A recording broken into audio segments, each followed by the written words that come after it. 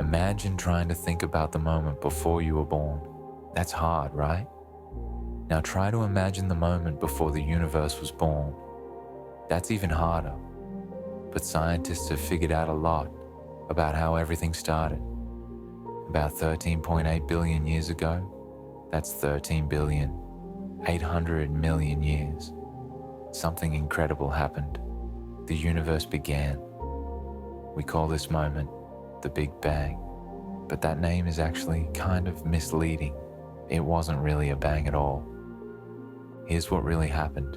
Everything, all of space, all of time, all of energy, came from an incredibly tiny point. This point was smaller than an atom, smaller than anything you can imagine. It was so small that if you tried to look at it, you'd never see it. Then suddenly, this tiny point started expanding, not exploding into space, because space didn't exist yet, but creating space as it grew. It's like if you were drawing a picture and the paper itself was growing as you drew on it. In the very first fraction of a second, we're talking about 0.0000000 to the infinity 1 seconds. The universe was unbelievably hot and dense. It was so hot that nothing solid or even liquid could exist.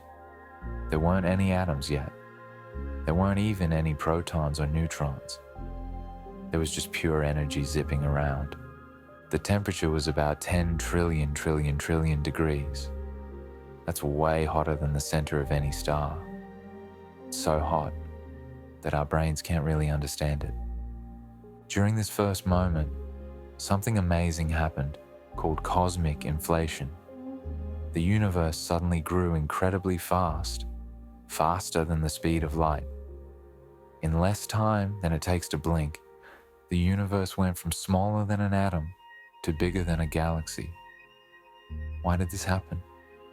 Scientists think there was a special kind of energy that pushed space apart really, really fast. Then, just as suddenly, this inflation stopped, and the universe kept expanding, but at a slower pace. The universe cools down. As the universe expanded, it also cooled down, kind of like how steam from a pot cools as it spreads out. After 1 second, the temperature had dropped to about 10 billion degrees. That's still super hot, about 1,000 times hotter than the center of the sun. At this temperature, protons and neutrons could finally form. These are the building blocks that make up the centers of atoms. For the first few minutes, the universe was like a giant nuclear reactor, smashing protons and neutrons together. By the time the universe was 3 minutes old, it had made all the hydrogen and helium that would become the first stars. About 75% was hydrogen, the simplest atom, and 25% was helium, the second simplest. There was also a tiny, tiny amount of lithium, but that's it. No carbon, no oxygen, no iron, none of the stuff that makes up planets or people. We'll find out later where all that came from. For the next 380,000 years, the universe was like a thick fog. Light couldn't travel very far because it kept bouncing off all the particles. If you could somehow be there, you couldn't see anything, not even your hand in front of your face. But as the universe kept expanding and cooling, something special happened. The temperature dropped to about 3,000 degrees, still really hot, but cool enough for electrons to join with protons and make complete atoms. When this happened, light could suddenly travel freely. For the first time, the universe became transparent. Photons, particles of light, could finally zoom through space without bumping into anything. This moment is called recombination, and it's super important. The light that was released at this moment is still traveling through space today. We can detect it with special telescopes. Scientists call it the cosmic microwave background, or CMB for short. The universe's baby picture. Think of the CMB as the universe's oldest photograph. It shows us what the universe looked like when it was just a baby, only 380,000 years old. When scientists look at this light carefully, they can see tiny differences in temperature, hot spots, and cold spots. These differences are super tiny, only a few millionths of a degree, but they're incredibly important. These tiny, hot, and cold spots are like seeds. They show where matter was just a little bit more dense in some places. Those denser spots would eventually become galaxies, stars, and planets. Without these tiny differences, the universe would have stayed smooth and boring forever. There would be no stars, no planets, and no us. Scientists have made detailed maps of the CMB using satellites like WMAP and Planck. These maps show the entire sky colored by temperature. The patterns in these maps tell us how old the universe is, what it's made of, and what shape it is. From studying the CMB, scientists learned that the universe is 13.8 billion years old. Space is almost perfectly flat, not curved like a ball. Regular matter only makes up 5% of the universe. Dark matter makes up 27%, and dark energy makes up 68%. After recombination, the universe entered what scientists call the Dark Ages. This might sound spooky, but it just means there weren't any stars yet to make light. For about 100 million years, the universe was filled with clouds of hydrogen and helium gas floating in darkness. These clouds were slowly being pulled together by gravity, getting denser and denser. The universe was waiting for the first stars to be born, and when they finally appeared, everything changed. The first stars are born. Even though the Dark Ages might sound boring, something very important was happening. Gravity, the force that makes things pull on each other, was hard at work. Remember those tiny hot and cold spots in the baby picture of the universe? The slightly denser areas had a little more gravity. This extra gravity pulled in more hydrogen and helium gas from the surrounding space. As more gas gathered, the gravity got stronger, which pulled in even more gas. It's like a snowball rolling down a hill, getting bigger and bigger. Over millions of years, these gas clouds got bigger and more dense.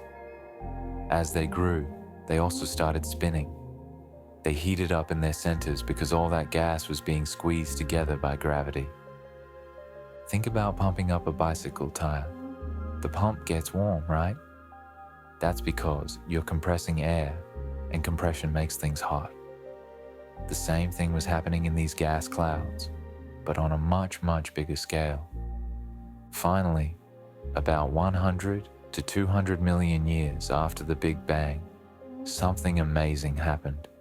The centers of these gas clouds got so hot, about 10 million degrees, that nuclear fusion started. What's nuclear fusion? It's when atoms smash together so hard, they stick together and make a new, heavier atom. When this happens, it releases a huge amount of energy in the form of light and heat. In these first stars, hydrogen atoms were fusing together to make helium, and suddenly, the dark universe lit up. These first stars are called population 3 stars. The name sounds backwards, but that's just how astronomers name them. We've never actually seen one of these ancient stars because they all died billions of years ago, but we know they must have existed. Giant stars with short lives. The first stars weren't like our sun. They were giants. Some of them were hundreds of times bigger than the sun. If you could put one of these stars where our sun is, it would stretch out past the orbit of Mars. These giant stars were incredibly bright. A single one of these stars could shine as bright as 1,000,000 suns. If you could see one from far away, it would look like a blazing blue-white beacon. But here's the thing about really big stars. They don't live very long. It's like having a huge bonfire versus a small candle. The bonfire is way brighter, but it burns through all its wood much faster. These first giant stars lived for only a few million years. That sounds like a long time, but it's actually very short for a star. Our sun has already been shining for 4.6 billion years and will keep going for another 5 billion years. While these first stars were alive, something very important was happening in their cores. Remember, they started with just hydrogen and helium, but as they fused hydrogen into helium, their cores got even hotter. When the core got hot enough, the helium started fusing together to make carbon. Then the carbon fused to make oxygen. Then oxygen fused to make neon. Then neon to magnesium. Then magnesium to silicon. And finally, silicon fused to make iron. It's like a cosmic kitchen, cooking up all the elements we need for life. Carbon is in all living things. Oxygen is in the air we breathe. Iron is in our blood. These stars were creating the recipe for planets and life. But fusion stops at iron. Iron is special because when you try to fuse iron atoms together, it actually takes energy instead of releasing it. So once a star's core fills up with iron, there's no more energy being made.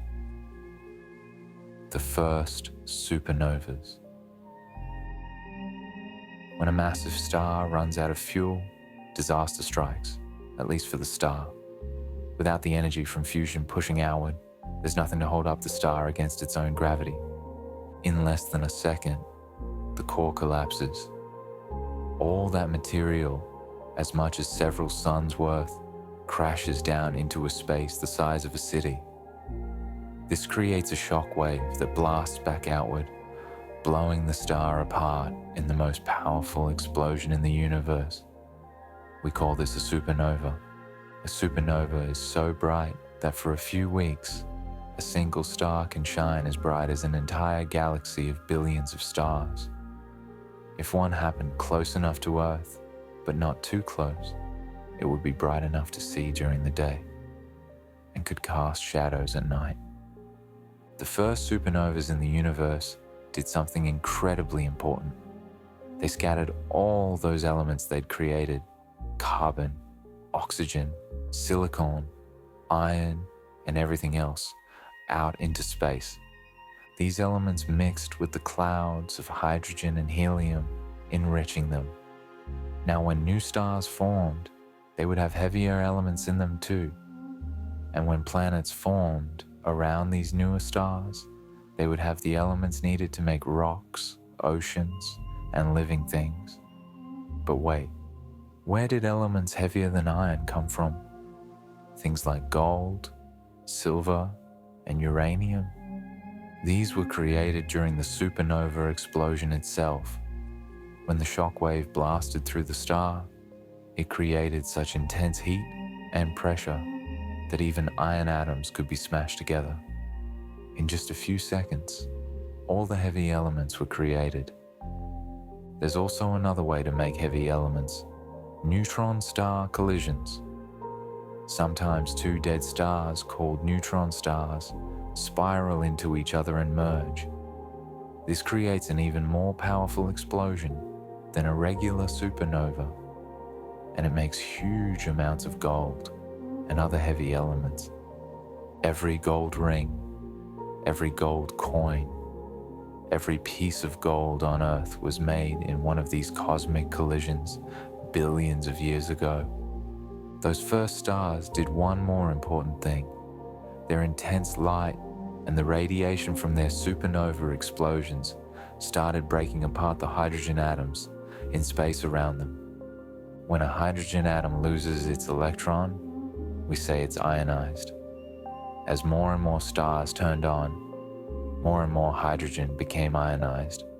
This is called the reionization era. Why does this matter? Because ionized hydrogen is transparent, while neutral hydrogen is foggy. As the universe became reionized, it became clear and transparent, letting light travel freely across vast distances. This process took about 500 million years. By the time it was done, the universe looked much more like it does today, filled with light, with clouds of gas glowing from the energy of stars. Each generation of stars that lived and died added more heavy elements to the universe. The second generation of stars had more carbon and oxygen than the first. The third generation had even more. Scientists can actually tell how old a star is by looking at how much of these heavy elements it has. Older stars have less, younger stars have more. Our sun is actually a pretty young star. It's only 4.6 billion years old, while the universe is 13.8 billion years old. The sun has lots of heavy elements in it, which means it formed from gas that had been enriched by many generations of earlier stars.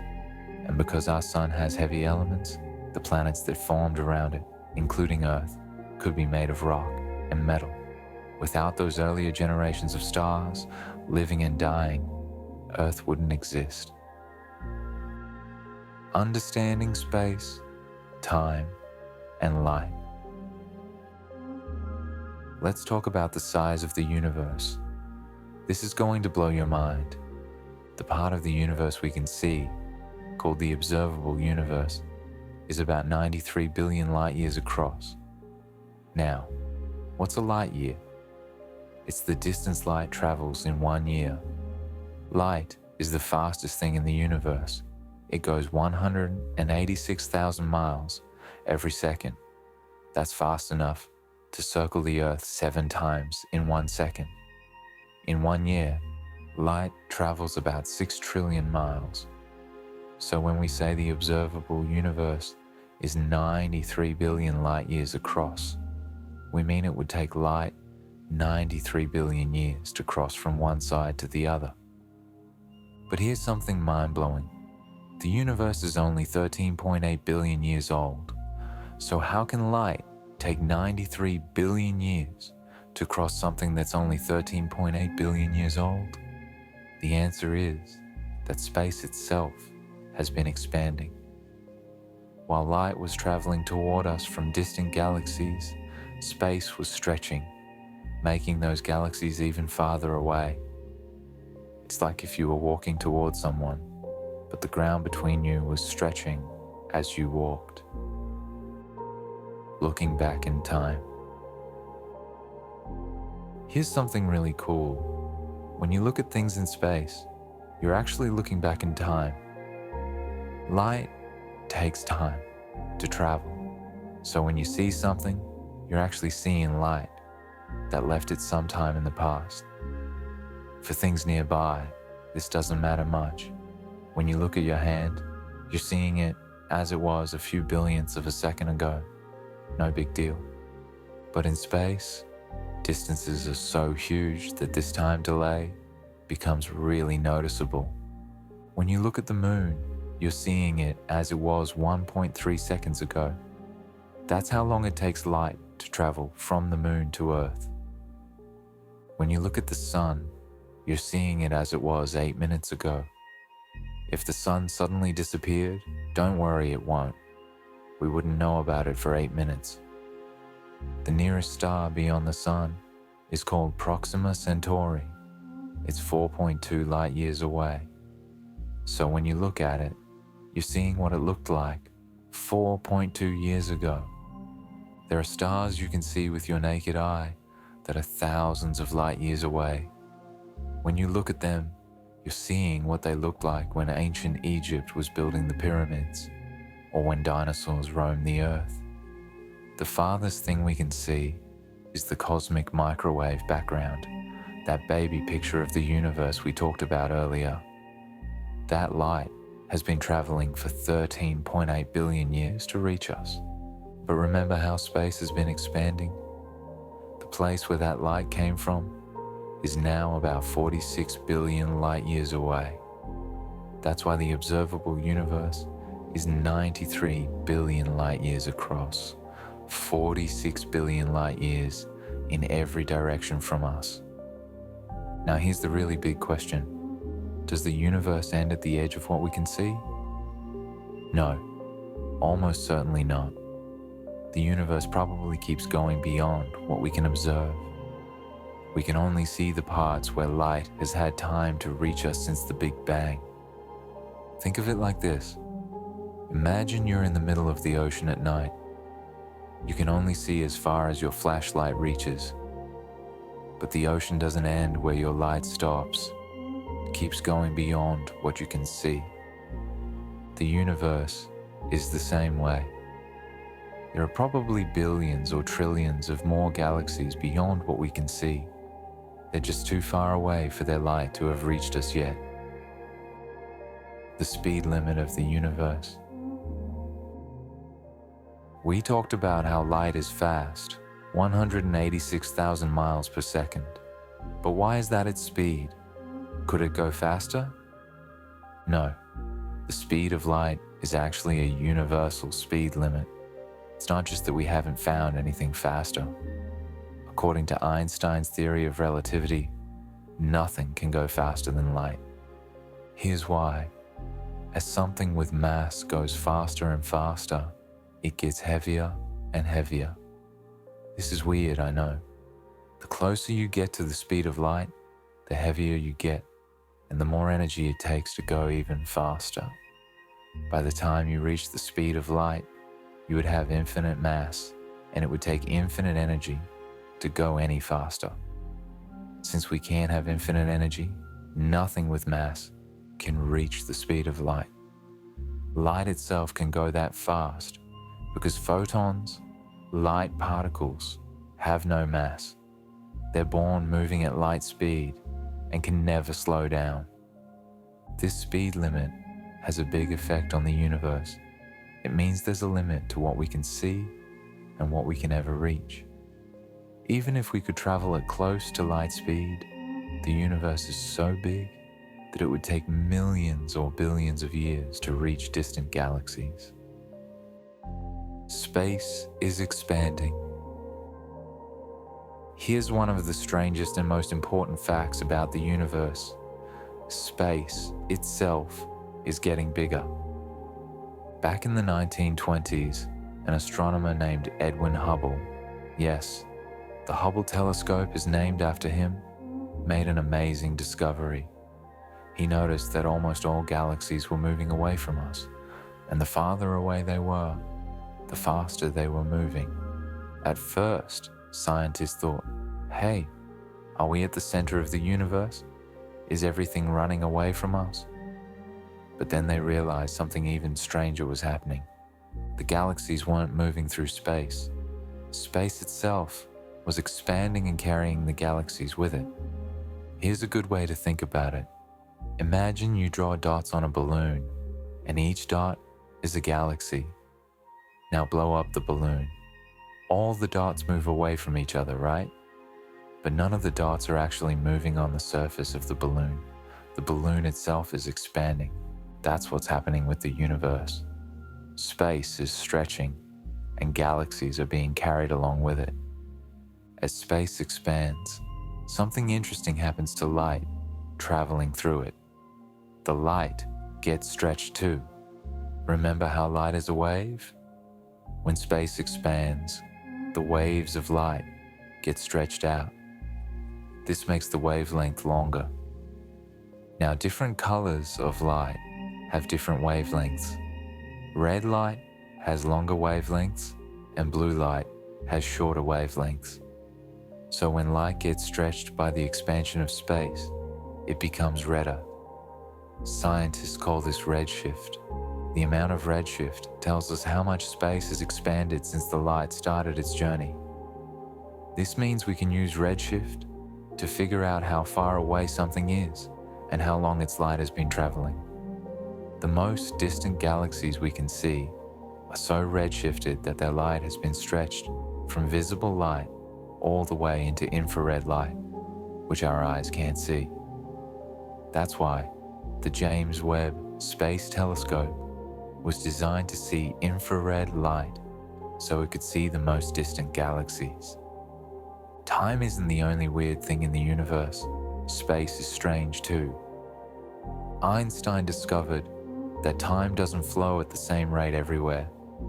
The stronger gravity is, the slower time moves. This has been tested and proven. Clocks on GPS satellites run slightly faster than clocks on Earth because gravity is a tiny bit weaker up there. If we didn't account for this, GPS would give you wrong directions. Near a black hole, where gravity is incredibly strong, time slows down a lot. If you could watch someone falling into a black hole from a safe distance, you'd see them slow down and appear to freeze as they got closer to the edge. But from their perspective, time would feel normal. They wouldn't notice anything strange, they'd just keep falling in. This is one of the weirdest things about relativity. Time is also affected by speed.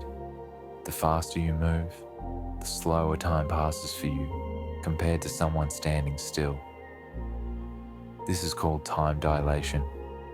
If you could travel on a spaceship going close to the speed of light and then come back to Earth, you might have only aged a few years, while everyone on Earth had aged decades or even centuries. This isn't science fiction, it's real physics. Einstein showed that space and time aren't separate things, they're connected into something called space-time. You can think of it as a four-dimensional fabric that can be bent and stretched. Matter and energy bend space-time, and this bending is what we experience as gravity. The sun bends space-time around it, and Earth follows that curve. That's what keeps Earth in orbit. A famous example is this. Imagine space-time as a rubber sheet. If you place a heavy ball, like the sun, on it, it makes a dip. If you roll a smaller ball, like Earth, near the dip, it will curve around the heavy ball. That's kind of how gravity works. This might sound confusing, but the key point is this. Space and time are flexible. They can stretch, bend, and curve.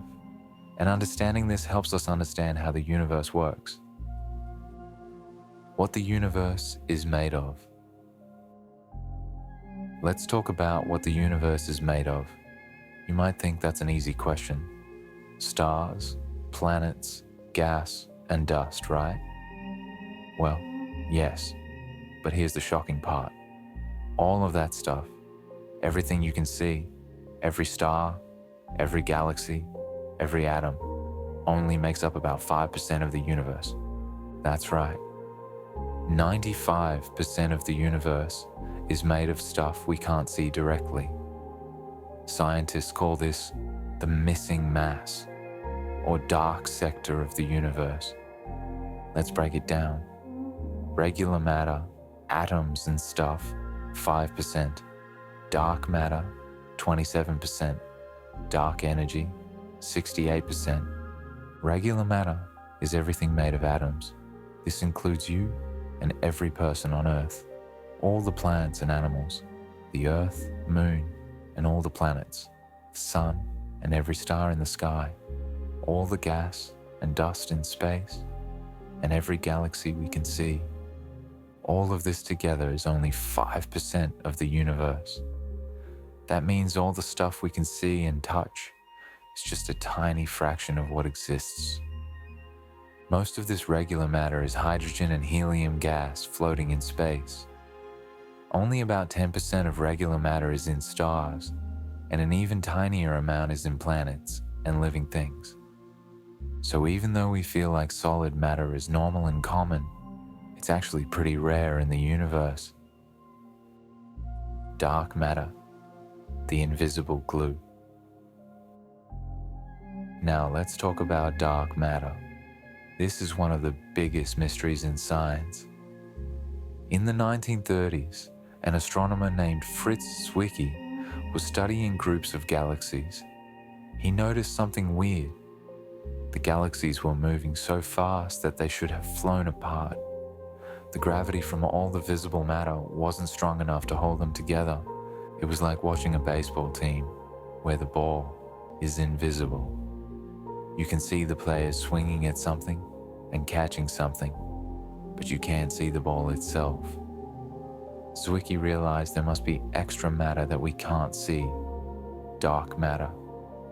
This invisible matter has gravity and helps hold galaxies together. Later, in the 1970s, astronomer Vera Rubin made another important discovery. She was studying how fast stars move in galaxies. She found that stars at the edge of galaxies were moving much faster than they should based on the visible matter. If you've ever seen a merry-go-round, you know that things on the edge move faster than things near the center. But stars at the edge of galaxies were moving almost as fast as stars near the center. This only made sense if there was a huge amount of invisible matter surrounding the galaxy. Here's the thing. We still don't really know what dark matter is made of. We know it has gravity, it pulls on things. It doesn't give off light, it doesn't absorb light, it doesn't reflect light, it doesn't interact with regular matter except through gravity, and it makes up 27% of the universe. Scientists have some ideas about what it might be.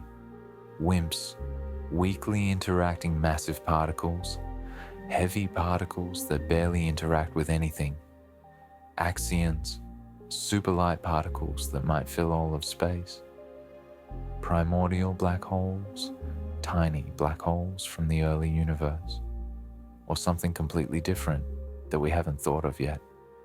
Scientists are running experiments deep underground and in space to try to detect dark matter particles directly. So far, they haven't found them, but they're still looking. Even though we can't see it, dark matter is really important. Without it, galaxies would fly apart, galaxy clusters would break up, the universe would look completely different, and we probably wouldn't exist. Dark matter forms a kind of invisible scaffolding throughout the universe. Regular matter, stars, gas, planets, collects along this scaffolding like ornaments hanging on a Christmas tree frame. Scientists have made maps of where dark matter is by studying how it bends light from distant galaxies. This bending is called gravitational lensing. When light passes near something heavy, like a clump of dark matter, the gravity bends the light's path, kind of like how a lens bends light. By studying these bent light patterns, scientists can create maps showing where the dark matter is. These maps reveal huge web-like structures connecting galaxies across millions of light years. Dark energy, the biggest mystery. If dark matter is mysterious, dark energy is even more mysterious, and it makes up 68% of the universe, more than anything else. Dark energy was discovered by accident in 1998. Astronomers were studying distant supernovas, exploding stars, to measure how fast the universe is expanding. They expected to find that the expansion was slowing down. After all, gravity should be pulling everything back together, right? But they found the opposite. The expansion of the universe is getting faster. It was like throwing a ball up in the air and watching it go faster and faster, instead of slowing down and falling back. Something was pushing against gravity, making the universe expand faster and faster. Scientists named this mysterious something dark energy. But that's really just a name, for we don't know what this is. There are a few ideas. Maybe empty space itself has energy built into it. Einstein actually predicted this almost 100 years ago. He called it the cosmological constant. If space has energy, then as space expands, there's more space, which means more energy, which makes the expansion go faster. Or maybe dark energy is a kind of energy field that fills all of space, similar to the field that caused cosmic inflation in the early universe. Unlike a constant, this field might change over time. Scientists call this quintessence. Or maybe we're wrong about gravity. Maybe our understanding of how gravity works on the largest scales is incomplete. Perhaps gravity behaves differently across billions of light years than it does in our solar system. The truth is, we just don't know. Dark energy is one of the biggest unsolved mysteries in all of science. You might wonder why scientists care so much about dark matter and dark energy if we can't even see them. The reason is that these two things control the fate of the universe. Dark matter's gravity tries to slow down the expansion of the universe and pull things together. Dark energy pushes things apart and makes the expansion go faster. Which one wins determines how the universe will end. Will it expand forever, getting colder and emptier? Will it someday stop expanding and collapse back in on itself? Will dark energy get stronger and eventually rip everything apart? We don't know yet, but finding out is one of the most important goals in science today. Galaxies are cities of stars. Imagine a city with millions or billions of lights, street lights, car lights, house lights, all glowing in the dark. Now imagine that city is floating in space, and each light is actually a star. That's kind of what a galaxy is. A galaxy is a huge collection of stars, gas, dust, and dark matter, all held together by gravity. Our galaxy, the Milky Way, has over 400 billion stars, and there are hundreds of billions of galaxies in the observable universe. Let's do some math. If each galaxy has about 100 billion stars on average, and there are 200 billion galaxies, that means there are about 20,000 million stars in the observable universe. That's 20 sextillion, more than all the grains of sand on all the beaches on Earth. Galaxies come in different shapes and sizes. Astronomers classify them into a few main types. Spiral galaxies look like giant pinwheels with curved arms. The Milky Way is a spiral galaxy. The arms are made of stars, gas, and dust. These galaxies are usually still making new stars in their arms. Our sun lives in one of the Milky Way's spiral arms. Elliptical galaxies look like giant glowing footballs or eggs. They can be round or stretched out. Elliptical galaxies are usually made of old stars and don't have much gas and dust left, so they're not making many new stars anymore. The biggest galaxies in the universe are giant elliptical galaxies. Irregular galaxies don't have a regular shape. They look messy and chaotic.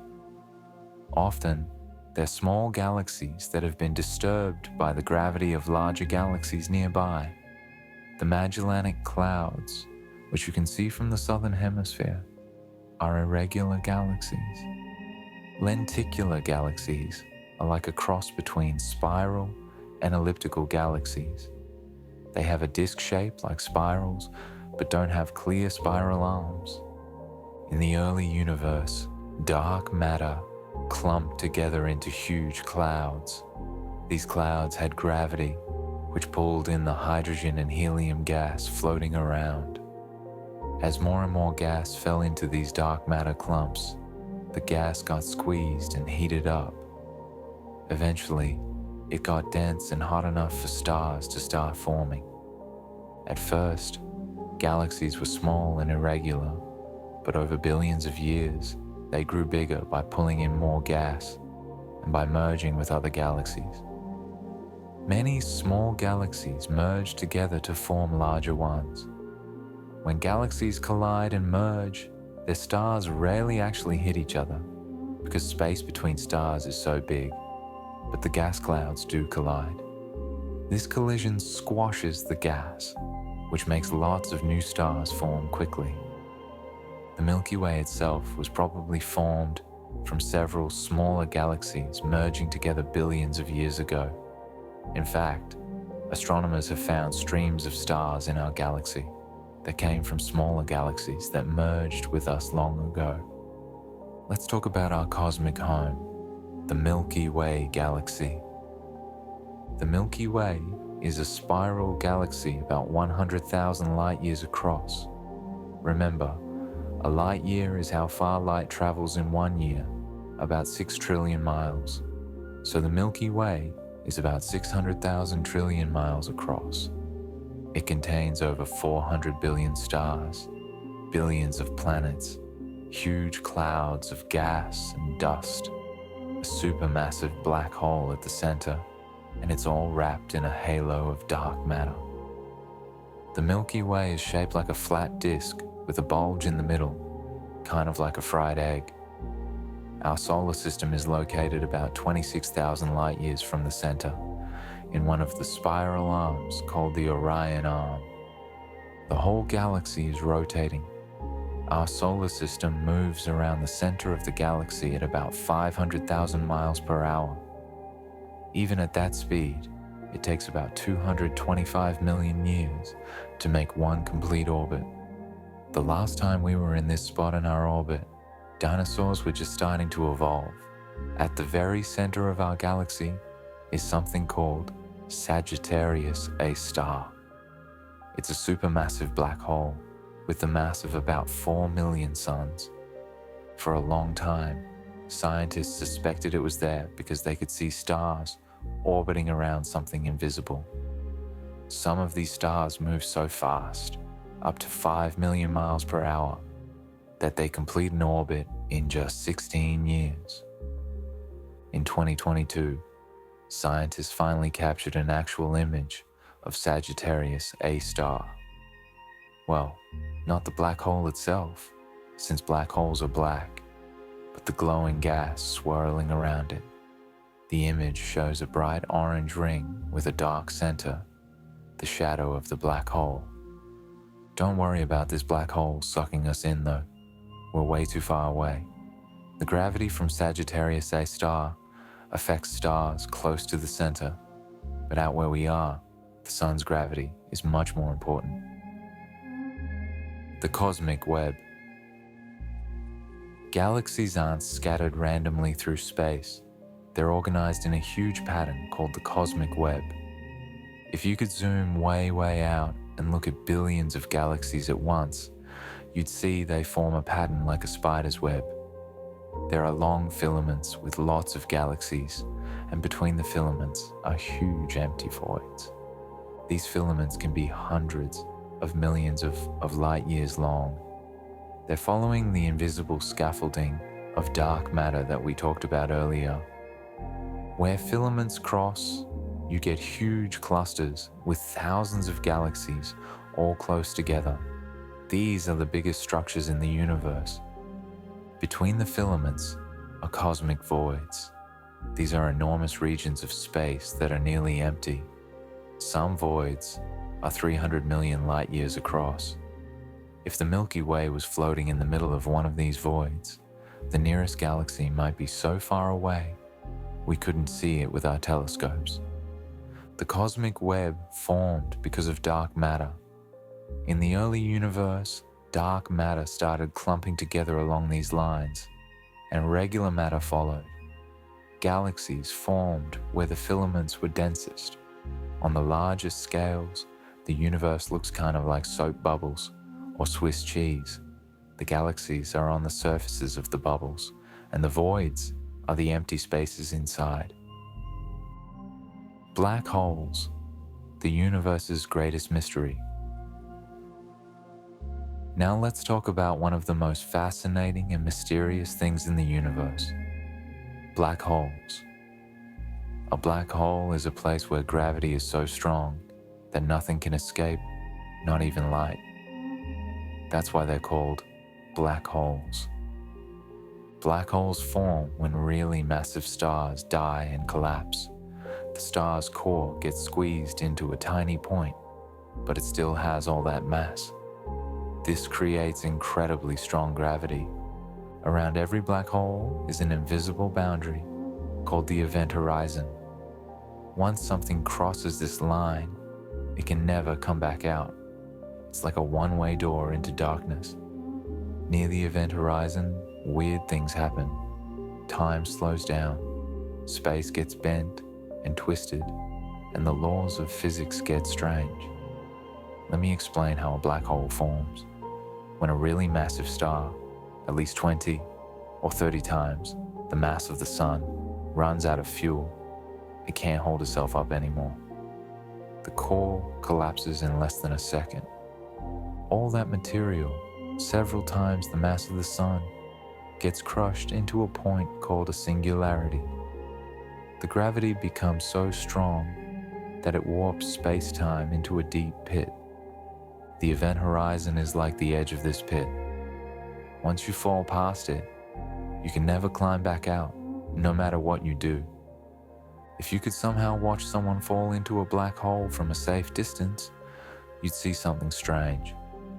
As they got closer to the event horizon, they would appear to slow down. They'd get redder and dimmer. Eventually, they'd seem to freeze at the edge, taking forever to cross it.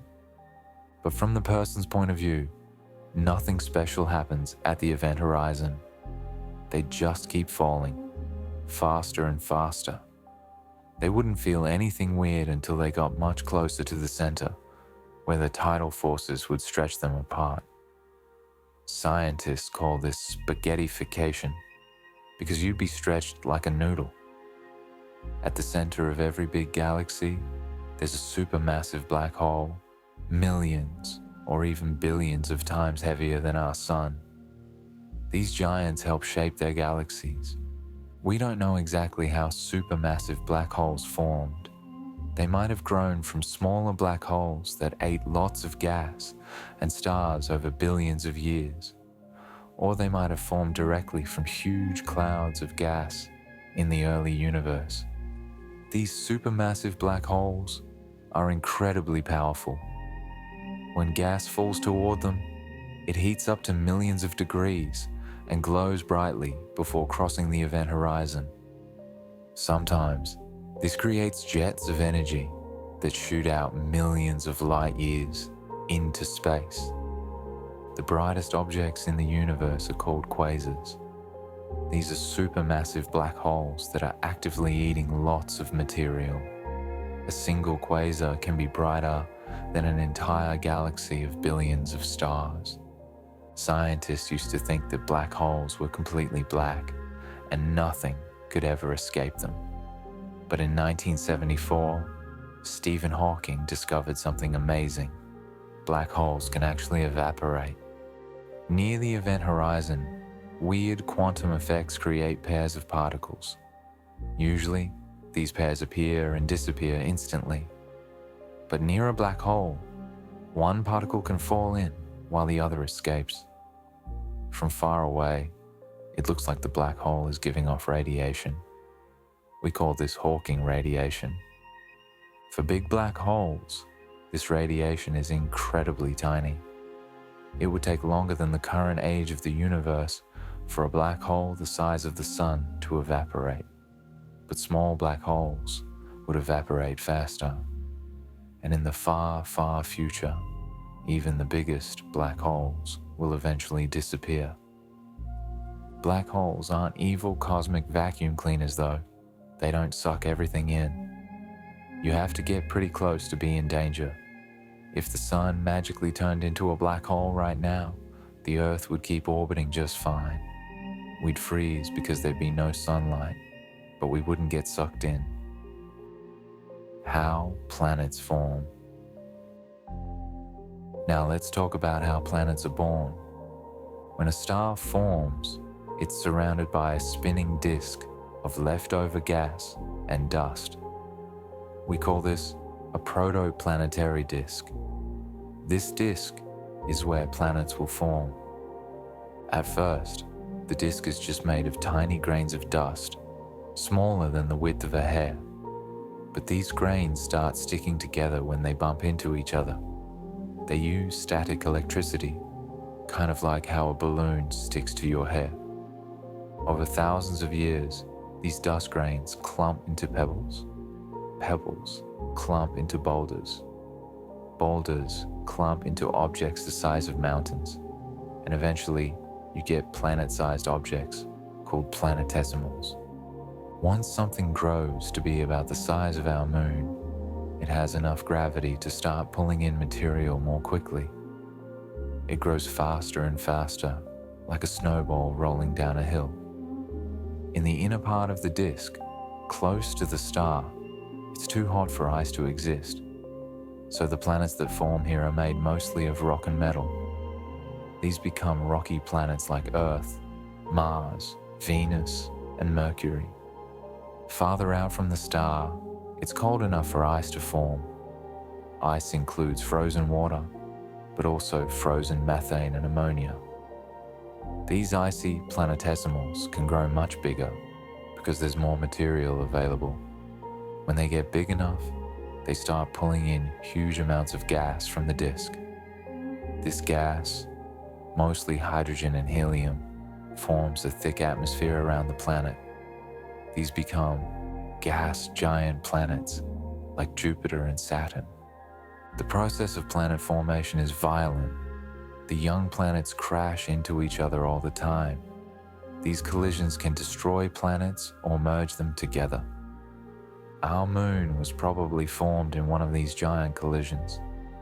Scientists think that about 4.5 billion years ago, a Mars-sized object crashed into the early Earth. The impact was so powerful, it blasted debris into space. This debris formed a ring around Earth and eventually clumped together to make the moon. For the first few 100 million years, the young solar system was a dangerous place. Leftover rocks and planetesimals kept crashing into the planets. We call this the late, heavy bombardment. The craters you see on the moon were made during this time. Eventually, the biggest planets cleared out their orbits by eating or ejecting all the leftover material. The solar system became more stable and calm. This whole process takes about 10 to 100 million years. That sounds like a long time, but remember, the universe is billions of years old. Planet formation is actually pretty quick on cosmic timescales. The Goldilocks zone. Around every star, there's a special region called the habitable zone, or the Goldilocks zone. It's not too hot and not too cold. It's just right for liquid water to exist. Why is liquid water so important? Because all life on Earth needs liquid water. We think liquid water might be necessary for life anywhere in the universe. If a planet is too close to its star, it gets too hot. Any water would boil away into space. Venus is like this. It's so hot on Venus that it's about 800 degrees, hot enough to melt lead. If a planet is too far from its star, it gets too cold. Any water would freeze solid. Mars is like this. Mars is very cold, and most of its water is frozen. Earth sits right in the middle of the sun's Goldilocks zone. We're at just the right distance for liquid water to exist on our surface.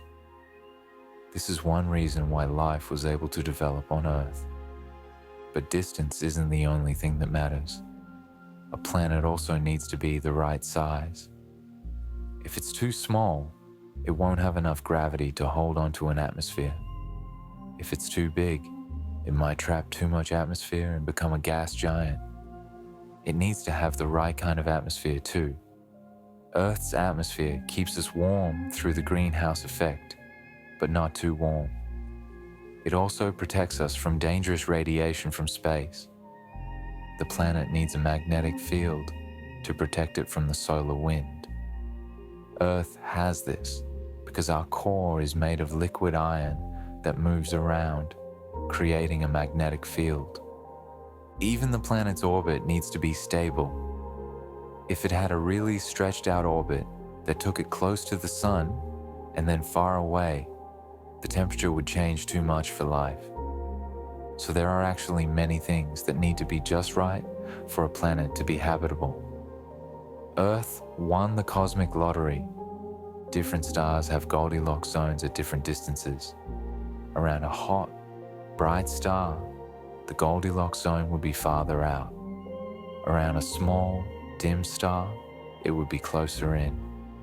Red dwarf stars are the most common type of star in the universe. These are small, cool stars that only burn for trillions of years. Their Goldilocks zones are really close to them. Planets in these close orbits might become tidally locked, meaning one side always faces the star, while the other side is always dark. This would make the climate really weird. One side would be super hot, and the other super cold.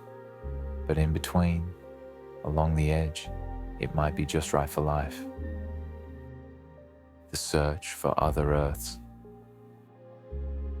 Scientists have discovered thousands of planets orbiting other stars. These are called exoplanets. Before 1995, we didn't know for sure if other stars had planets. We thought they probably did, but we couldn't prove it. Then, astronomers discovered the first exoplanet orbiting a sun-like star. Since then, we've found thousands more. Most exoplanets are discovered using two main methods. The transit method watches for a star to dim slightly when a planet passes in front of it. The radial velocity method watches for a star to wobble slightly as a planet's gravity tugs on it. The Kepler Space Telescope found most of the exoplanets we know about. It stared at one patch of sky for years, watching for transits. It found over 2,600 confirmed planets. Many of these planets are weird compared to what we have in our solar system. There are hot Jupiters, giant planets orbiting really close to their stars.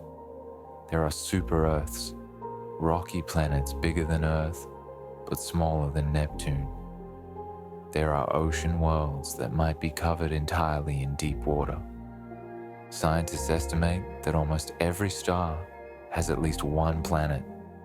In the Milky Way galaxy alone, there might be 400 billion planets, and many of them are in their star's Goldilocks zone. This means there could be billions of Earth-like planets in our galaxy. Some of them might have liquid water on their surface. Some might have atmospheres, and some might even have life. We haven't found definitive proof of life on any other planet yet, but scientists are working on ways to study the atmospheres of distant planets. If we find certain gases, like oxygen and methane together, it might be a sign of life. The James Webb Space Telescope can analyze the atmospheres of some exoplanets. When the planet passes in front of its star, some starlight passes through the planet's atmosphere. Different gases absorb different colors of light, so by studying the spectrum of light, we can tell what gases are present. In the next few decades, we might find evidence of life on another world.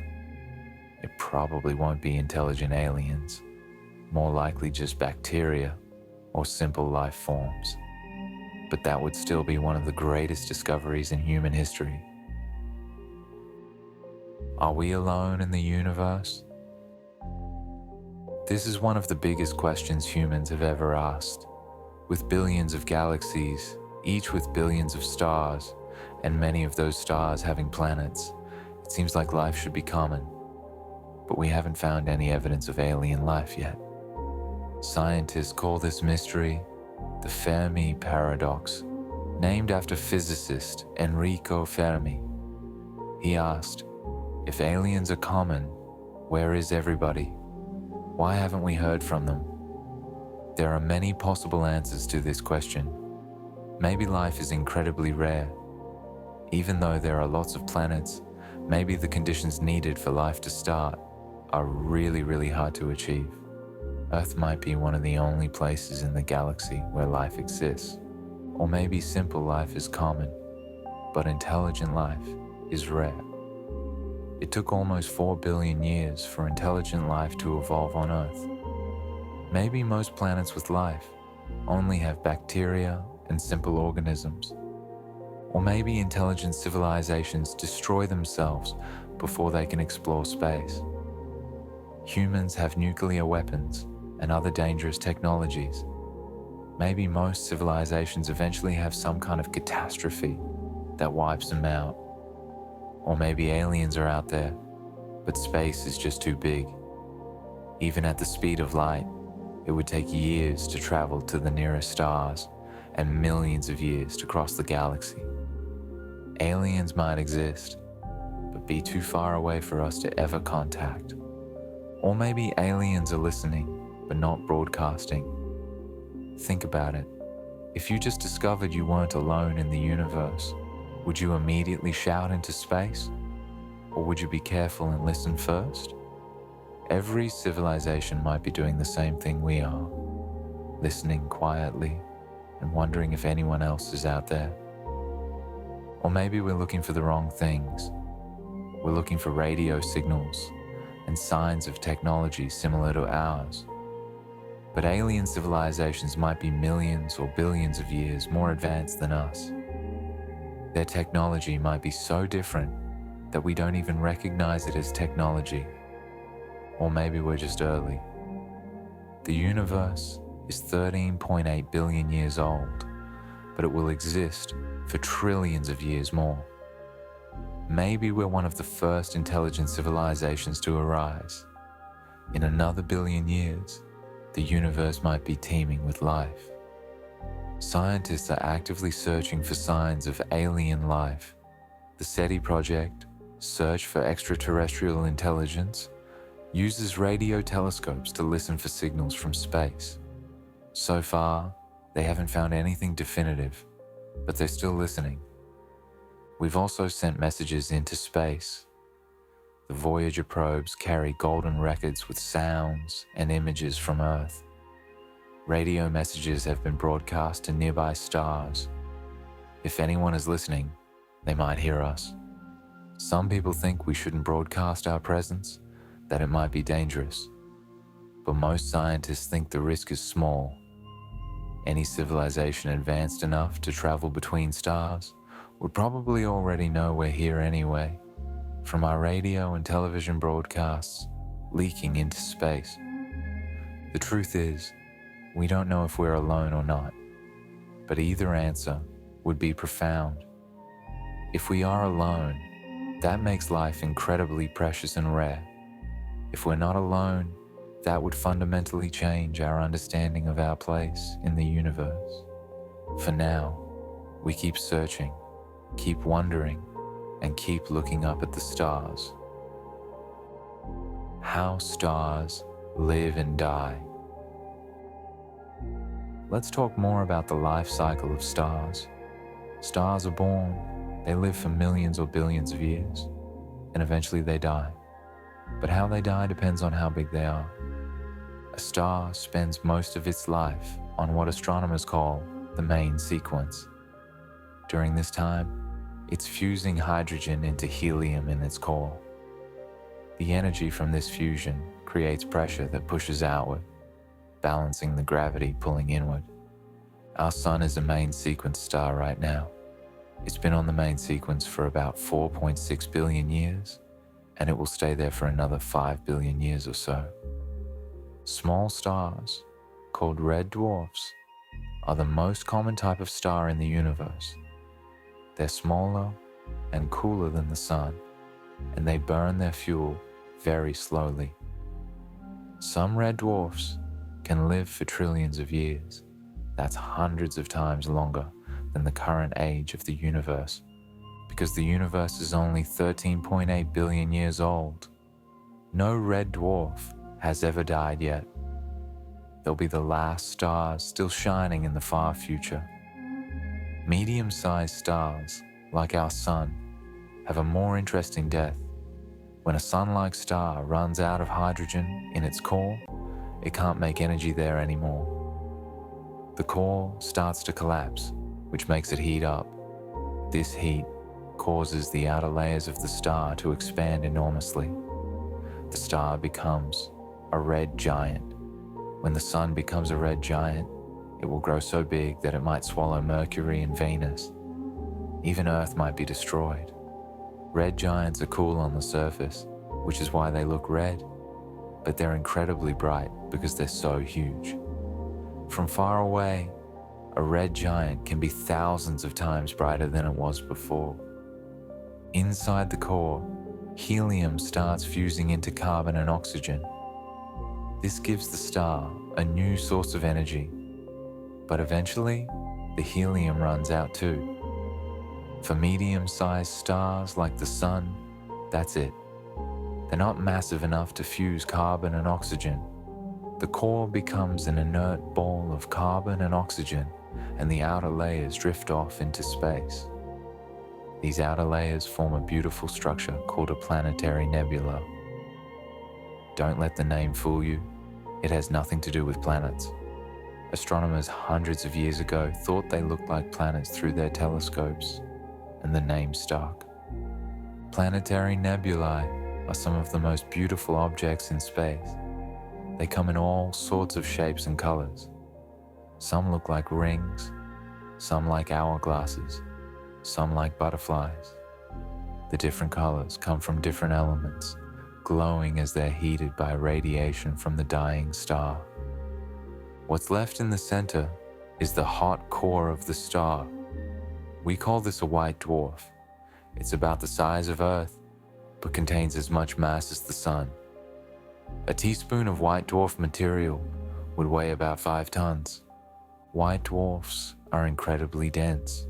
The atoms are packed together as tightly as possible. They don't make any new energy. They just glow from leftover heat. Over trillions of years, a white dwarf will slowly cool off. Eventually, it will become a black dwarf, a cold, dark ball of carbon and oxygen floating through space. But the universe isn't old enough yet for any black dwarfs to exist. How big stars die. Now let's talk about really massive stars, the ones that are at least 8 times more massive than the Sun. These stars have a much more dramatic death. Massive stars burn through their fuel much faster than small stars. A star 50 times the mass of the Sun might only live for a few million years, compared to the Sun's 10 billion year lifespan. These massive stars are hot enough to fuse heavier and heavier elements. After they fuse hydrogen into helium, they fuse helium into carbon, then carbon into neon, neon into oxygen, oxygen into silicon, and finally, silicon into iron. The star's core ends up looking like an onion, with different layers fusing different elements. The outermost layer is still fusing hydrogen. Deeper in, there's helium fusion. Even deeper, carbon, neon, oxygen, and silicon. And at the very center is a ball of iron. But iron is special. When you fuse iron, it takes energy instead of releasing it. So once the core fills up with iron, the star is doomed. Without energy from fusion to hold it up, the core collapses catastrophically. In less than a second, the core, which might be as big as Earth, collapses to the size of a city. This creates an incredibly powerful shock wave that blasts outward through the star. The outer layers of the star are blown off in a supernova explosion. For a few weeks, this single star can shine as bright as billions of stars combined. If a supernova happened close enough to Earth, it would be bright enough to see during the day. The explosion also creates all the elements heavier than iron: gold, silver, platinum, uranium, all of these were made in supernova explosions. The gold in any jewelry you own was created in a dying star billions of years ago. The supernova scatters all these elements into space, where they mix with clouds of gas. Future generations of stars will form from this enriched material. What's left behind depends on how massive the original star was. If the star was 8 to about 25 times the mass of the Sun, the core becomes a neutron star. Neutron stars are even more extreme than white dwarfs. They're only about 12 miles across, about the size of a city, but they contain more mass than the Sun. A teaspoon of neutron star material would weigh about 1 billion tons. In a neutron star, the atoms are crushed so hard that the protons and electrons merge together into neutrons. It's basically a giant atomic nucleus the size of a city. Many neutron stars spin incredibly fast, sometimes hundreds of times per second. As they spin, they shoot out beams of radiation from their magnetic poles. If these beams point toward Earth, we see them as pulses of light. We call these objects pulsars. Pulsars are like cosmic lighthouses. They flash with incredible regularity, some keeping better time than the best atomic clocks on Earth. If the original star was more than about 25 times the mass of the Sun, something even more extreme happens. The core collapses so completely that it becomes a black hole. The collapsing core forms a singularity, a point where density becomes infinite. Around it forms an event horizon, the point of no return. Anything that crosses the event horizon can never escape, not even light. Neutron star collisions. Sometimes 2 neutron stars orbit each other. Over millions of years, they gradually spiral closer together as they lose energy to gravitational waves, ripples in space-time itself. Eventually, they collide. When 2 neutron stars merge, it creates an explosion called a kilonova.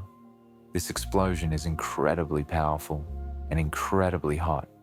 It's hot enough to create huge amounts of heavy elements like gold, platinum, and uranium.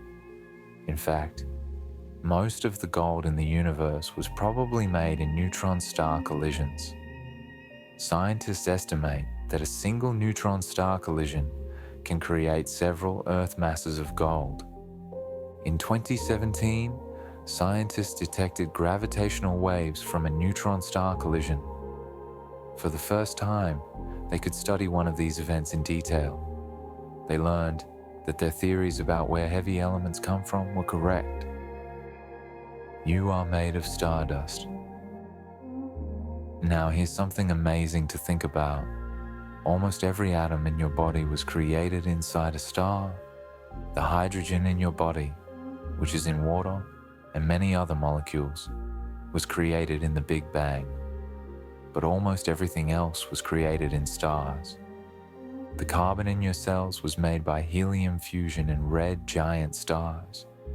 The oxygen you breathe was made in massive stars.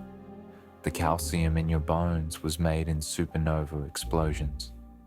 The iron in your blood was made in the final moments before a star exploded. And elements like iodine in your thyroid or gold in any jewelry you wear were made in neutron star collisions. Think about that. The atoms that make up your body are billions of years old.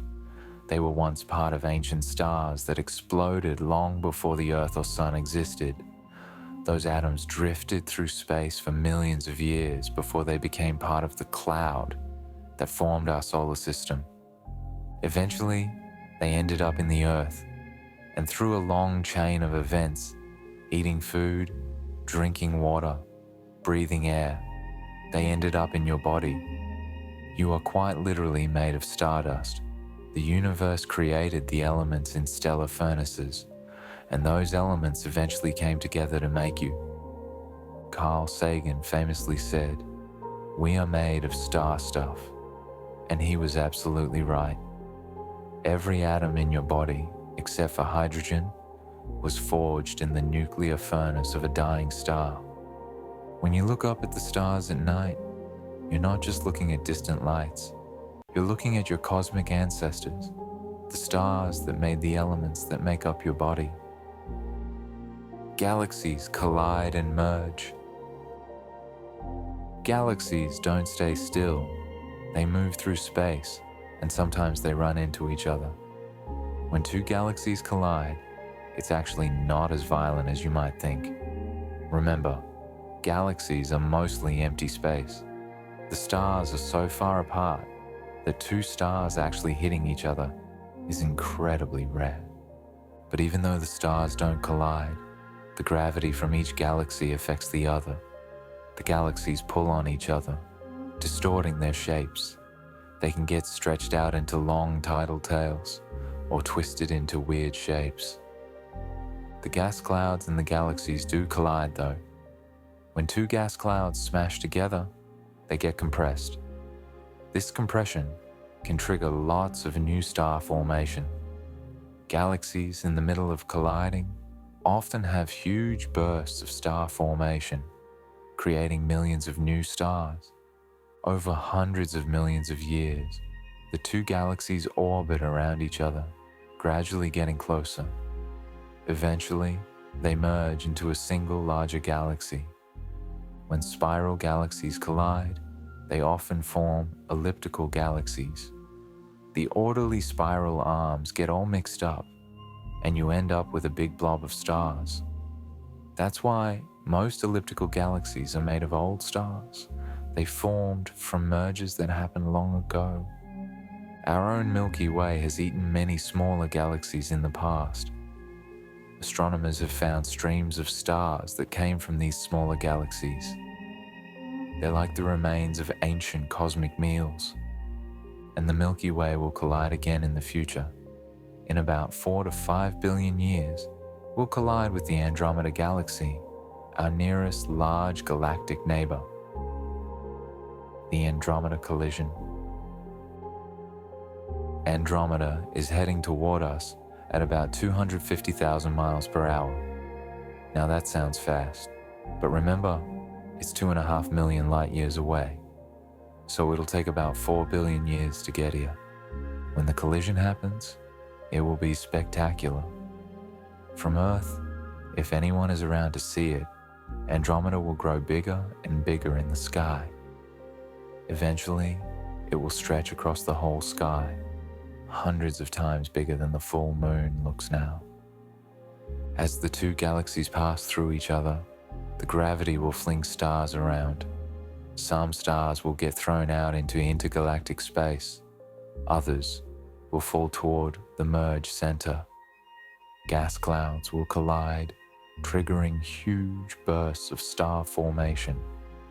The sky will be ablaze with new stars. Our solar system will probably survive the collision just fine. The chances of another star actually hitting the sun are incredibly tiny. But we might end up in a completely different part of the new merged galaxy. Eventually, after several passes, the Milky Way and Andromeda will merge into a single giant elliptical galaxy. Scientists have nicknamed it Milkomeda. At the same time this is happening, the sun will be nearing the end of its life. It will be swelling into a red giant, possibly destroying Earth. So humans, if we still exist, will probably need to have moved to a new home by then anyway. The two supermassive black holes at the centers of the Milky Way and Andromeda will eventually merge too. They'll spiral toward each other, sending out powerful gravitational waves. When they finally merge, it will create a single supermassive black hole with the mass of about 45 million suns. The far future of the universe. We're talking about times that are hard to even imagine. In about 100 trillion years, that's 100,000 billion years, the last new stars will form. After that, no more stars will be born. The universe will have used up almost all of its hydrogen and helium gas. For a long time after that, small red dwarf stars will still be shining. These tiny stars burn so slowly that they can live for trillions of years. They'll be the last lights in the darkening universe. But eventually, even the red dwarfs will run out of fuel and die. By about 10 trillion to 100 trillion years from now, the last red dwarfs will fade away. After that, the only light will come from white dwarfs, the cooling remnants of dead stars. White dwarfs don't make new energy, they just glow from leftover heat. Over time, they'll cool off and dim. By about 100 quadrillion years from now, that's 100,000 trillion years, even the white dwarfs will have cooled completely. They'll become black dwarfs, cold, dark balls of carbon and oxygen. At this point, the universe will be mostly dark. There will be no more stars, just dead stellar remnants, black holes, and cold planets drifting through the darkness. But even black holes don't last forever.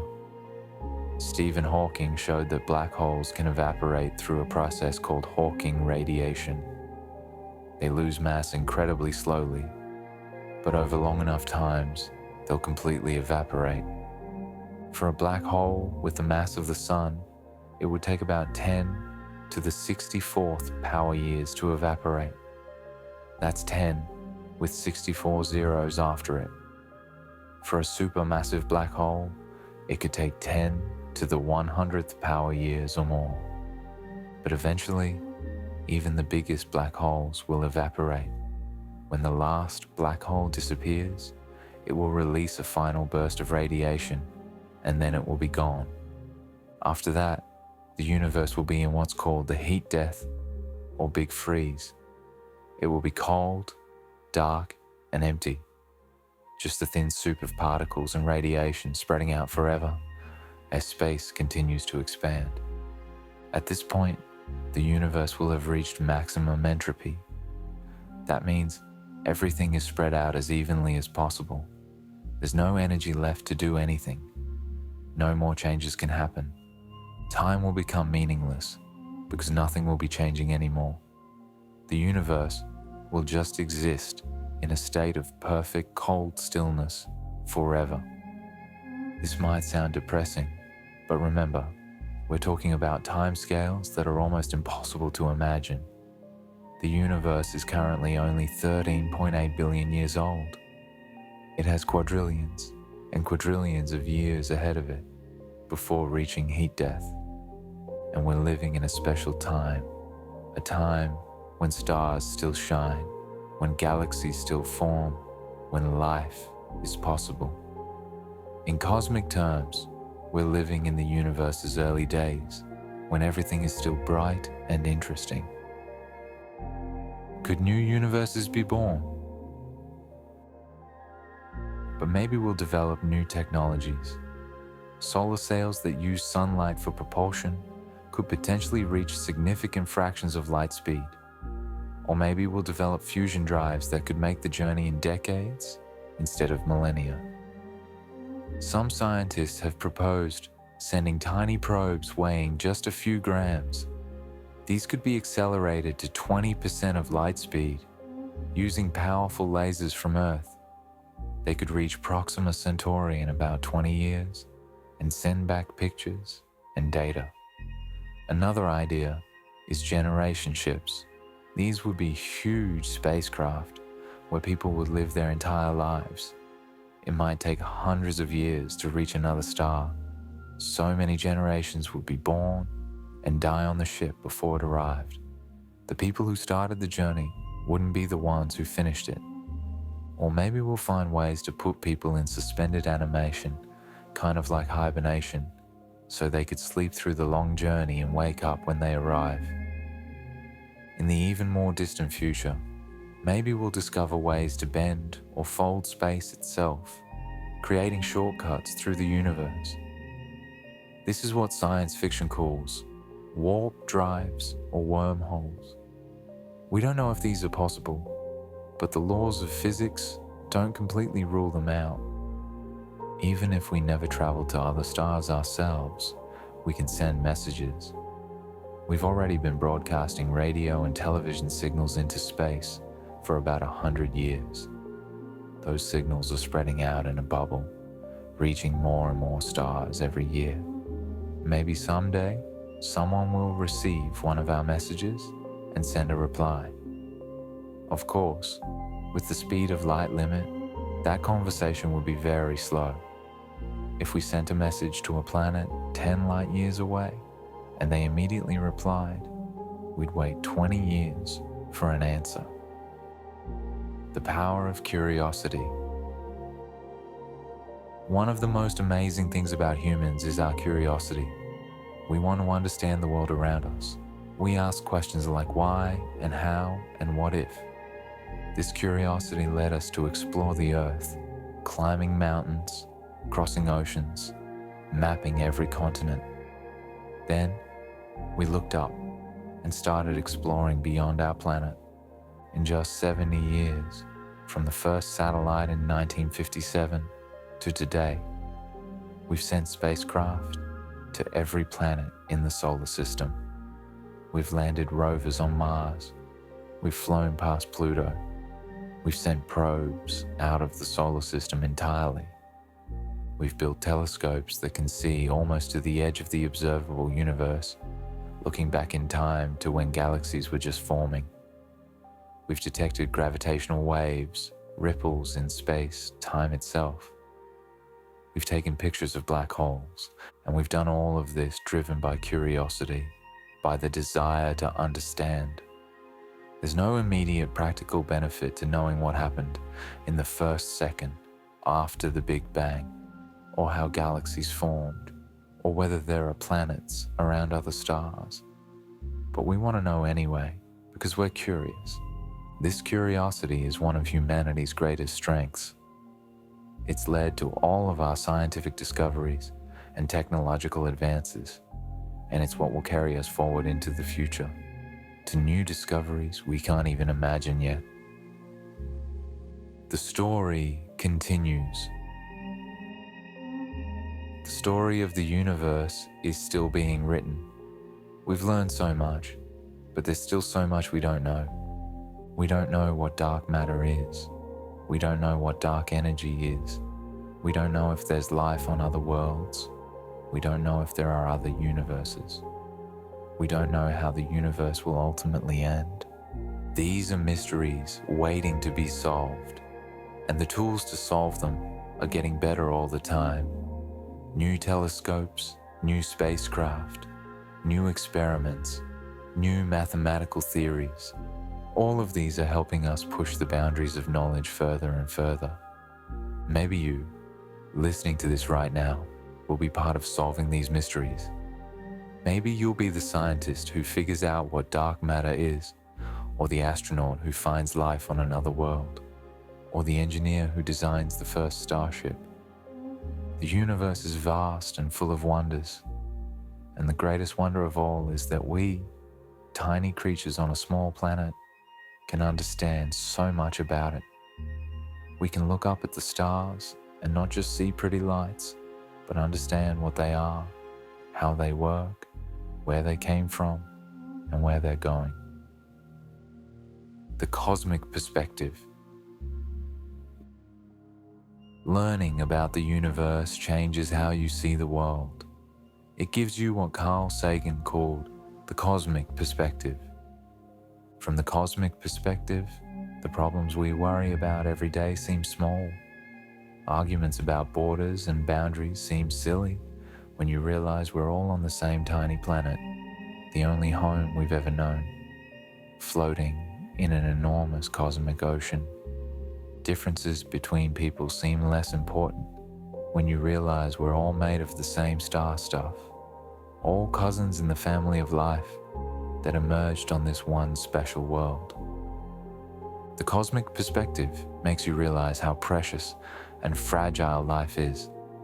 As far as we know, Earth might be the only place in the entire universe where life exists. Every species, every ecosystem, every person is irreplaceable. But the cosmic perspective also fills you with wonder and hope. We're part of something so much bigger than ourselves. We're connected to the stars, to the galaxies, to the very fabric of space-time itself. And even though we're small, we're not insignificant. We're the way the universe has learned to think about itself. We're consciousness and wonder and curiosity made real. Timescales. One thing that's hard to grasp when learning about the universe is the enormous timescales involved. Let's try to put them in perspective. If we compress the entire history of the universe into a single year, with the Big Bang happening at midnight on January 1st, here's what the calendar would look like. January 1st, midnight, the Big Bang happens. January 10th, the first stars and galaxies form. May 1st, the Milky Way galaxy forms. September 2nd, our solar system and the Earth form. September 14th, the first life appears on Earth. December 17th, complex multicellular life begins. December 26th, the dinosaurs appear. December 30th, the dinosaurs go extinct. December 31st at 10:30 p.m., the first humans appear. December 31st at 11:59 p.m. and 50 seconds. All of recorded human history happens in the last 10 seconds. That's how brief our existence has been on the cosmic timescale. The entire story of humanity, every empire, every discovery, every person who has ever lived, all fits into the last 10 seconds of the cosmic year. And yet, in those 10 seconds, we've learned the story of the other 364 days, 23 hours, 59 minutes, and 50 seconds. We figured out where we came from and how the universe works. That's pretty amazing when you think about it. The wonder never ends. The more we learn about the universe, the more questions we discover. Every answer leads to new mysteries. Every discovery opens new doors. We used to think the Milky Way was the entire universe. Then we discovered it was just one galaxy among billions. We used to think the universe was static and eternal. Then we discovered it was expanding and had a beginning. We used to think our solar system was unique. Then we discovered thousands of other planetary systems. What will we discover next? What questions haven't we even thought to ask yet? What wonders are waiting to be found? The universe is not a finished story. It's an ongoing adventure, and the most exciting chapters might still be ahead of us. A message to remember. As we come to the end of our journey through the universe, I want to leave you with a few thoughts to remember. First, you're special. You're made of atoms that were forged in stars billions of years ago. Through an amazing chain of cosmic events, those atoms came together to make you. The chances of you existing are incredibly small, and yet here you are. Second, you're connected to everything. The atoms in your body came from stars. The energy that powers your body comes from the sun. The ground beneath your feet is part of a planet that formed from the same cloud as the sun. You're not separate from the universe, you're part of it. Third, the universe is knowable. Through science and mathematics, through observation and experiment, we can understand how the cosmos works. We've figured out mysteries that seemed impossible to solve, and we'll keep figuring out more. Fourth, curiosity is powerful. Never stop asking questions. Never stop wondering why and how. The desire to understand is one of the best parts of being human. Fifth, we have a responsibility. We're the universe's way of understanding itself, We might be the only intelligent life in the visible universe. That makes us precious and important. We need to take care of our planet, take care of each other, and make sure humanity has a future among the stars. And finally, keep looking up. On a clear night, go outside and look at the stars. Think about how far away they are, how long their light has been traveling to reach you. Think about the fact that you're looking back in time, seeing the universe as it was, years or centuries or millennia ago. Remember that you're standing on a planet that's spinning at 1,000 miles per hour, orbiting a star at 67,000 miles per hour, in a galaxy that's rotating at 500,000 miles per hour, in a universe that's expanding at the speed of light. And yet, despite all this motion, despite all this vastness, you're here, you exist, you're aware, you can think and feel and wonder. You're the universe experiencing itself. That's a beautiful and amazing thing. The edge of understanding. We started this journey asking about the edge of the universe. Where does it end? What's beyond? We've learned that the observable universe has an edge, but it's not a wall or a border. It's a horizon of time, the farthest distance light has been able to travel since the Big Bang. Beyond that horizon, the universe probably continues, but we can never see it. The expansion of space carries those distant regions away faster than light can travel. They're not just far away, they're fundamentally unreachable. But in another sense, the edge of the universe isn't out there in space at all. It's right here, in our understanding. The edge of the universe is the edge of what we know, the boundary between knowledge and mystery. Every time we push that boundary further, we discover that the universe is even more amazing than we thought. We find new puzzles, new wonders, new questions to explore. And that's the most exciting thing of all. The universe isn't a finished puzzle that we're slowly solving. It's an infinite source of mystery and beauty, always offering something new to discover. The edge of the universe, then, is really the edge of imagination, the boundary of human understanding. And that edge is always moving outward, always expanding, just like the universe itself. Coming full circle. We've traveled through 13.8 billion years of cosmic history. We've watched the universe be born in the Big Bang, seen the first stars light up the darkness, witnessed galaxies form and collide, explored black holes and dark matter and dark energy, thought about the search for life beyond Earth, and looked forward to the far future when the last stars will fade. It's been an incredible journey, and the most amazing part is that all of this really happened. This isn't just a story, it's our history. It's where we came from. When you look at yourself, you're looking at 13.8 billion years of cosmic evolution. The atoms in your body have been on an incredible journey through space and time. They've been inside stars, scattered through space, gathered into planets, and eventually assembled into you. You are, quite literally, a child of the stars. You're the universe looking at itself with wonder. The ancient photons that left distant galaxies billions of years ago are still journeying toward us.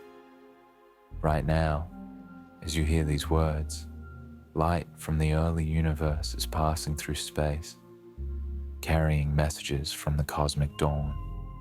And right now, somewhere out there, maybe on a planet orbiting a distant star, maybe in a galaxy we can barely see, there could be others looking up at their sky, wondering the same things we wonder. Are we alone?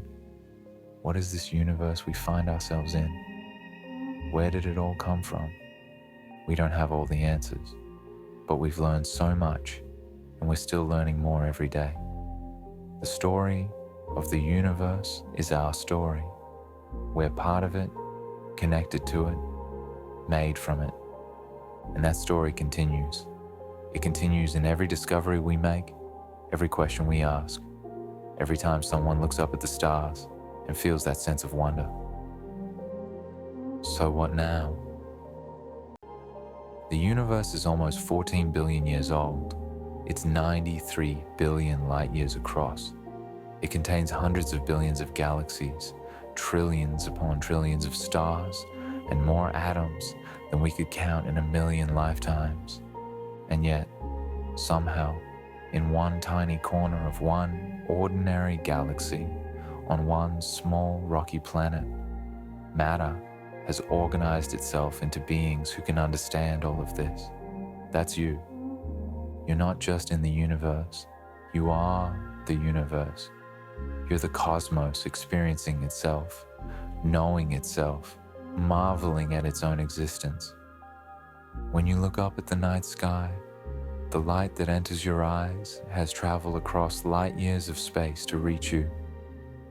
Ancient photons, born in the fires of distant suns, complete their journey by being absorbed in your retina, sending signals to your brain, creating the experience of seeing starlight. You are connected to those stars, not just through this light, but through your very atoms. The calcium in the bones of your hand, the iron in your blood, the oxygen in your lungs, all of it was made in stars that exploded billions of years ago. You're not separate from the universe, watching it from outside. You're intimately woven into its fabric. Every breath you take connects you to the cosmos. Every heartbeat is powered by energy that came from the sun. Every thought happens through the movement of atoms that once drifted between the stars. The universe is vast beyond imagining. It existed for billions of years before you were born, and it will exist for trillions of years after you're gone. But right now, in this moment, you're here. You're part of it. You get to witness its beauty and wonder. That's a gift, a rare and precious gift. As far as we know, most of the universe is dead matter, cold and unconscious. But here, on this one planet, matter has come alive. It has become aware. It has learned to ask questions and seek answers. So keep asking those questions. Keep seeking those answers. Keep looking up at the stars with wonder. Keep learning about the amazing universe we're part of. Because every time you do, you're continuing the universe's greatest achievement, the creation of consciousness, the emergence of wonder, the birth of understanding. You are the universe understanding itself. You are the cosmos looking back at its own reflection and finding it beautiful. And that, young explorers, is the most amazing thing of all. Thank you for joining me on this journey through the universe. Remember, every time you look up at the stars, you're seeing your cosmic family. You're seeing your origins. You're seeing your home. The universe is calling to us, inviting us to explore, to wonder, to understand. It's a call that has echoed through human history, inspiring us to reach higher, to learn more, to push the boundaries of what we know. That call continues today, and it will continue into the future. Maybe you'll be one of the people who answers it. Maybe you'll make the next great discovery, solve the next big mystery, or take the next giant leap into the cosmos. The universe is waiting. It's vast, it's beautiful, it's full of mysteries and wonders beyond counting, and it's all around us, above us, within us. Look up, wonder, dream, explore. The cosmos is yours to discover. That's not the end of the story. Some scientists think that even in the cold, empty future universe, something could happen. Remember quantum mechanics? the physics of the very small. In quantum mechanics, there are always tiny fluctuations, even in empty space. These fluctuations usually don't amount to much, but given infinite time, anything that can happen eventually will happen. So maybe, after an unimaginably long time, a quantum fluctuation could trigger a new Big Bang. A tiny region of space could start inflating, creating a whole new universe. This new universe might have completely different laws of physics, different fundamental forces, different particles, maybe even different numbers of dimension. If this is true, then our universe might be just one in an endless cycle of universes being born, growing old, and giving birth to new universes. The cycle could have been going on forever and might continue forever. This is the idea of eternal inflation, or the cyclical universe. It's a beautiful idea that even death isn't really the end, just a transformation into something new. But we don't know if this is true. It's very hard to test these ideas because we can only observe our own universe. Still, it's amazing that physics even allows us to think about such possibilities. The multiverse. Some scientists think there might be other universes existing right now, not just in the far future. This is the idea of the multiverse. There are a few different multiverse theories. One comes from cosmic inflation, that rapid expansion in the first fraction of a second after the Big Bang. If inflation happened in our region of space, it probably happened in other regions too. Each region of inflation could create its own universe, like bubbles forming in boiling water. Each bubble universe would be separate from the others, expanding in its own space. These other universes would be forever beyond our reach. We couldn't see them or travel to them because they're not just far away in our space, they're in completely separate spaces. Another multiverse idea comes from quantum mechanics. In the many worlds interpretation of quantum mechanics, every time a quantum event happens, the universe splits into multiple versions. In one version, the particle went left. In another version, it went right.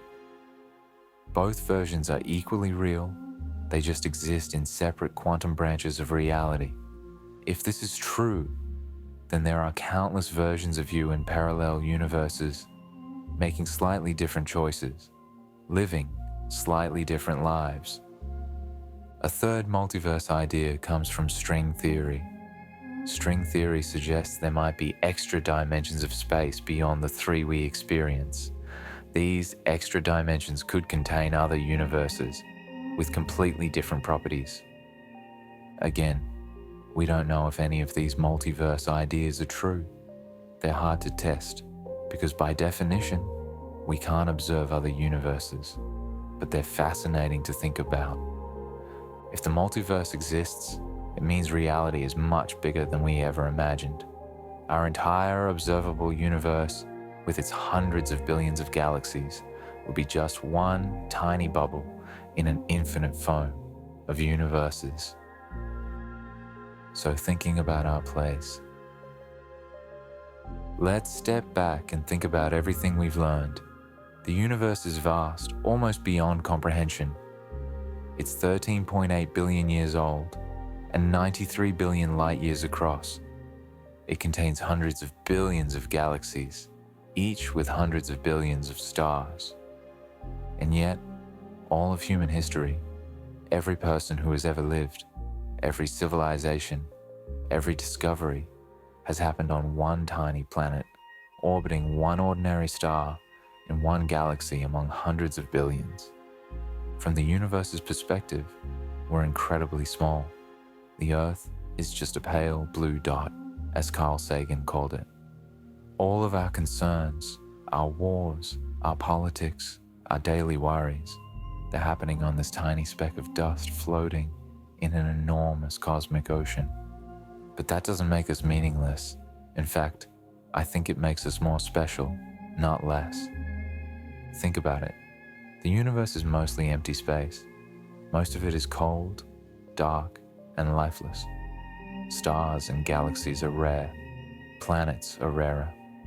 And as far as we know, life is rarer still. You are made of atoms that were forged in the hearts of dying stars billions of years ago. Those atoms came together in just the right way to make you a conscious being who can think and feel and wonder about the universe. The universe has been evolving for almost 14 billion years. Through all that time, matter gradually organized itself into more and more complex forms.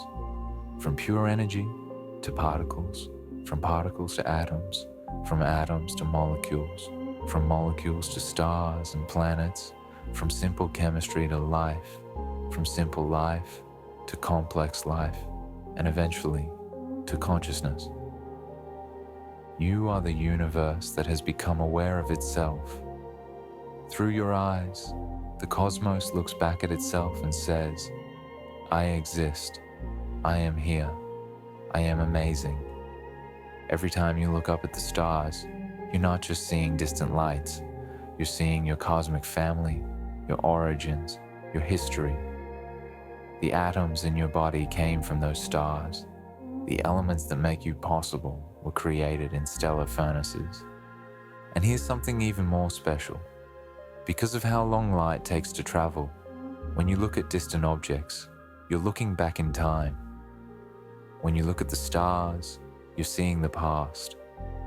The light from some stars has been traveling for thousands of years to reach your eyes. That means the stars you see might not even exist anymore. You're seeing them as they were long ago. In a way, you're a time traveler. You're receiving messages from the ancient past, written in light, telling you the story of the cosmos. Being part of the universe comes with a kind of responsibility.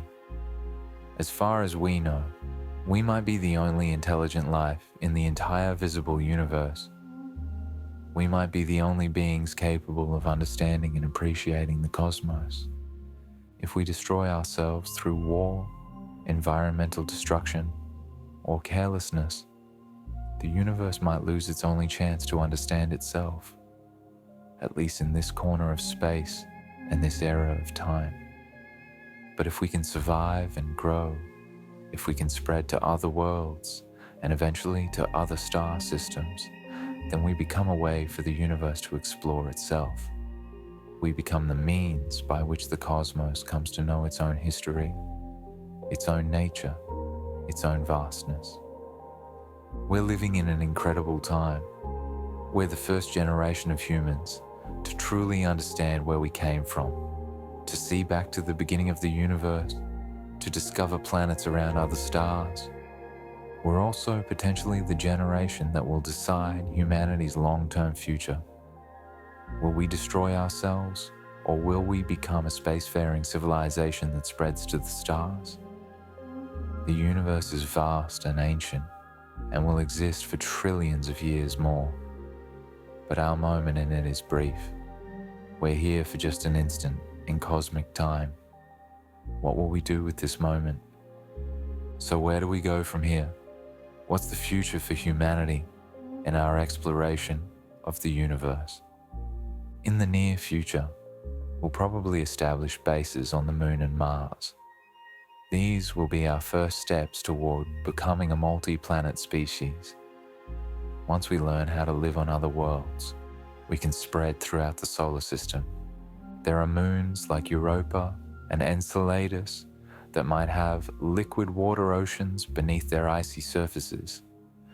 These could be places to search for life in our own solar system.